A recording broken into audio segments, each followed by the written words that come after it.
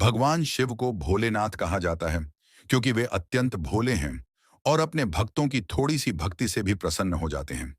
सोमवार का दिन विशेष रूप से महादेव की आराधना के लिए समर्पित है।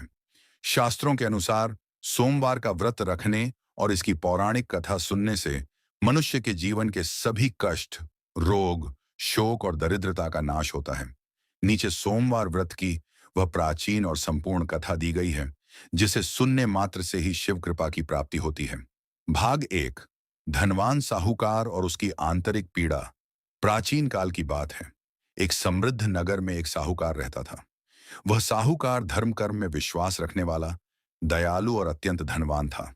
उसके पास धन, संपत्ति, महल, गाड़ियां और नौकर चाकर सब कुछ था। सांसारिक दृष्टि से उसके जीवन में किसी भी चीज की कोई कमी नहीं थी। लेकिन इस सब के बावजूद साहूकार और उसकी पत्नी के मन में एक गहरा घाव था। उनकी कोई संतान नहीं थी। संतान न होने के कारण साहूकार का विशाल महल उसे श्मशान की तरह सूना लगता था। वह हमेशा इसी चिंता में डूबा रहता था कि उसके मरने के बाद उसका इतना बड़ा कारोबार और संपत्ति कौन संभालेगा। पितरों को पिंड दान कौन देगा। पुत्र प्राप्ति की इसी तीव्र इच्छा के साथ साहूकार ने भगवान शिव की शरण लेने का निश्चय किया। वह प्रत्येक सोमवार को पूरी निष्ठा और नियम के साथ व्रत रखने लगा। वह सुबह जल्दी उठता, स्नान आदि करके स्वच्छ वस्त्र धारण करता और शिव मंदिर जाता था। वहां वह शिवलिंग पर जल, गंगा जल, बेलपत्र, धतूरा, अक्षत, चावल और चंदन अर्पित करता था। वह शाम को भी भगवान शिव के सामने घी का दीपक जलाता और अपनी प्रार्थना शिव जी के चरणों में रखता। कई वर्षों तक उसकी यह कठिन और निश्चल भक्ति चलती रही। भाग दो, माता पार्वती का आग्रह और शिवजी का विधान। साहूकार की निश्चल और अटूट भक्ति को देखकर एक दिन माता पार्वती का हृदय द्रवित हो उठा। कैलाश पर्वत पर साहूकार की पूजा का गवाह बनते हुए माता पार्वती ने भगवान शिव से कहा, हे प्राणनाथ, हे अंतर्यामी, धरती पर वह साहूकार आपका परम भक्त है। वह पिछले कई वर्षों से अत्यंत कठिन सोमवार का व्रत कर रहा है और नियमित रूप से आपकी आराधना में लीन रहता है। फिर भी उसका मुख हमेशा उदास रहता है। हे प्रभु, वह एक पुत्र की कामना करता है।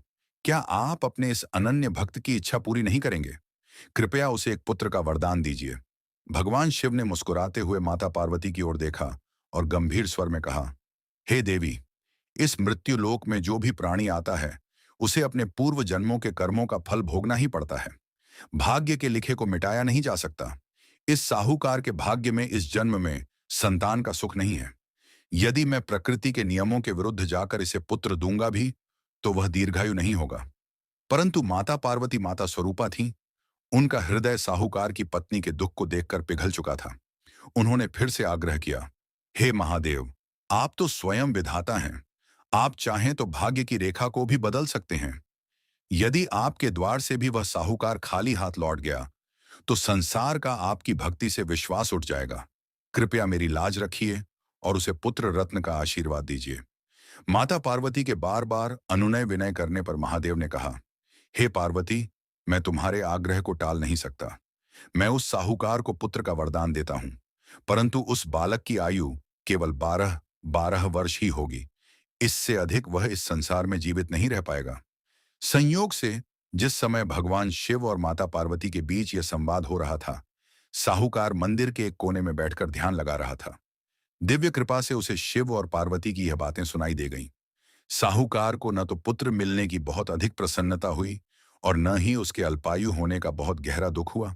उसने इसे ईश्वर की इच्छा माना और पहले की ही तरह शांत भाव से सोमवार का व्रत और शिव जी की पूजा जारी रखी। भाग 3, बालक का जन्म और काशी यात्रा का निर्णय। समय बीतता गया और कुछ महीनों के बाद साहूकार की पत्नी ने एक अत्यंत सुंदर और तेजस्वी बालक को जन्म दिया। घर में खुशियां मनाई गईं, दान पुण्य किया गया। साहूकार की पत्नी तो खुशी से फूली नहीं समा रही थी, लेकिन साहूकार के मन में हमेशा यह कांटा चुभता रहता था कि इस बालक के पास केवल 12 वर्ष का ही समय है। इसलिए उसने बालक से बहुत ज्यादा मोह नहीं लगाया और अपना ध्यान शिव भक्ति में ही केंद्रित रखा। देखते ही देखते 11 वर्ष बीत गए और बालक अपनी बुद्धिमत्ता और अच्छे संस्कारों के साथ बड़ा होने लगा। जब वह 12वें वर्ष में प्रवेश करने वाला था तो साहूकार ने सोचा कि यदि यह बालक उसकी आंखों के सामने मरेगा तो उसकी पत्नी और वह स्वयं इस दुख को सहन नहीं कर पाएंगे। साथ ही वह चाहता था कि बालक अपने जीवन के अंतिम समय में पवित्र नगरी काशी में रहकर शिक्षा और पुण्य प्राप्त करे। साहूकार ने अपने साले बालक के मामा को बुलाया और उसे पर्याप्त धन, स्वर्ण मुद्राएं और रथ देकर कहा, तुम मेरे इस पुत्र को शिक्षा दिलाने के लिए काशी ले जाओ, परंतु एक बात का विशेष ध्यान रखना। रास्ते में तुम जहां भी रुकोगे वहां यज्ञ का आयोजन करना, ब्राह्मणों को आदर पूर्वक भोजन कराना और उन्हें दक्षिणा देना।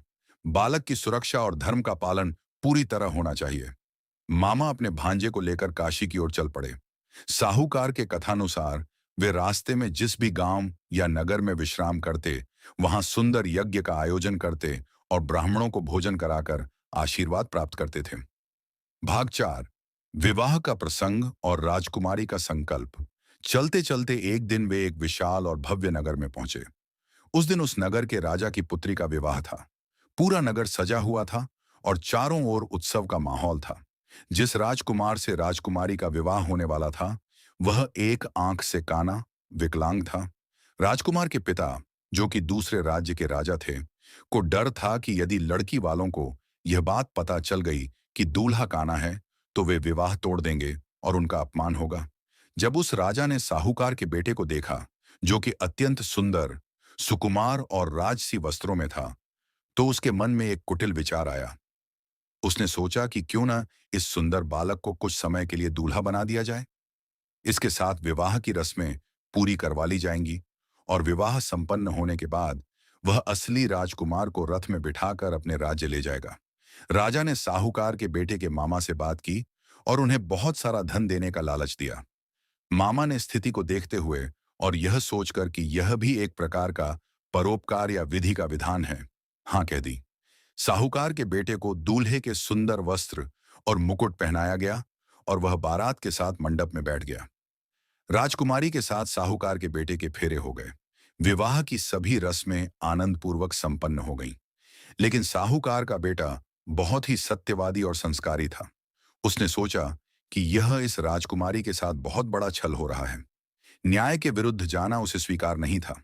इसीलिए विदाई से ठीक पहले, जब वह राजकुमारी के कक्ष में था, उसने राजकुमारी के दुपट्टे के पल्लू पर चंदन से लिख दिया, तुम्हारा विवाह तो मेरे साथ संपन्न हुआ है, लेकिन जिस राजकुमार के साथ तुम्हें विदा किया जाएगा वह एक आंख से काना है।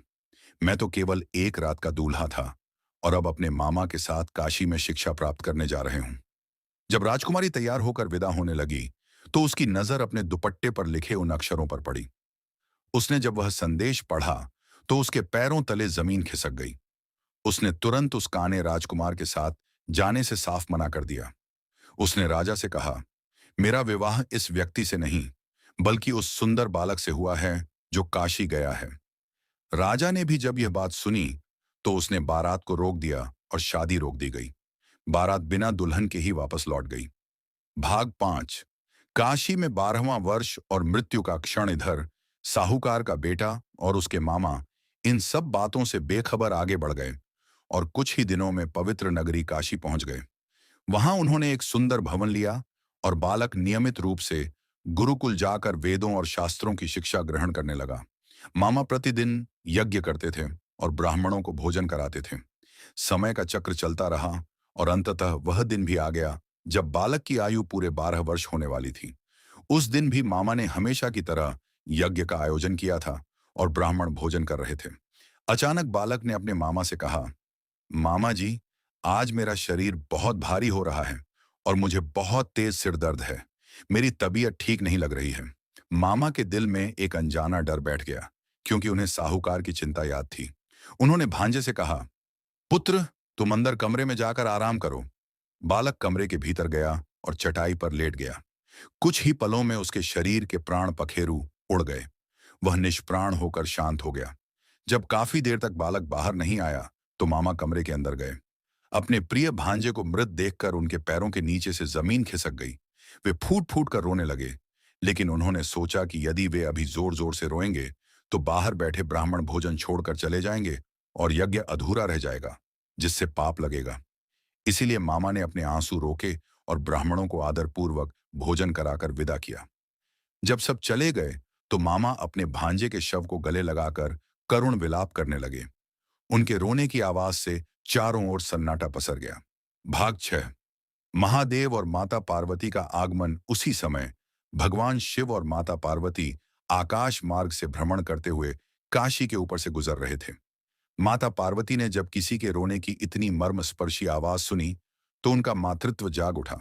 उन्होंने शिव जी से कहा, हे प्रभु, मृत्यु लोक में कोई प्राणी बहुत गहरे संकट में है और अत्यंत विलाप कर रहा है। मुझसे उसका यह दुख सहन नहीं हो रहा। कृपया चलिए और उसके कष्ट का निवारण कीजिए। भगवान शिव ने कहा, हे देवी, यह वही साहूकार का पुत्र है जिसकी आयु 12 वर्ष निश्चित थी। आज इसके जीवन का समय समाप्त हो चुका है, इसलिए इसके मामा रो रहे हैं। माता पार्वती ने साहूकार के परिवार के त्याग और भक्ति को याद किया। उन्होंने शिवजी के चरण पकड़ लिए और अत्यंत भावुक होकर बोली, हे त्रिभुवनपति, हे दयालु, इस बालक के माता पिता ने केवल आपके भरोसे अपना जीवन काटा है। यदि यह बालक जीवित नहीं लौटा तो वे दोनों भी अपने प्राण त्याग देंगे।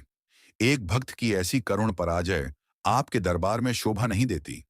कृपया मेरी प्रार्थना स्वीकार करें और इस बालक को पुनः जीवन दान दें। छलक को तुरंत पहचान लिया कि यह वही सुंदर दूल्हा है जिसने उसकी बेटी की रक्षा छल से की थी। राजा ने अत्यंत हर्ष के साथ बारात का स्वागत किया, एक भव्य उत्सव का आयोजन किया और अपनी पुत्री को बहुत सारे स्वर्ण, रथ, दासी और धन धान्य के साथ साहूकार के बेटे के साथ विदा किया। उधर साहूकार के नगर में साहूकार और उसकी पत्नी अपने घर की ऊंची छत पर बैठे थे। उन्होंने प्रतिज्ञा की थी कि यदि उनका बेटा सकुशल वापस नहीं लौटा तो वे इसी छत से कूदकर अपने प्राण दे देंगे। वे दोनों भूख प्यास त्याग कर केवल अपने बेटे की प्रतीक्षा कर रहे थे।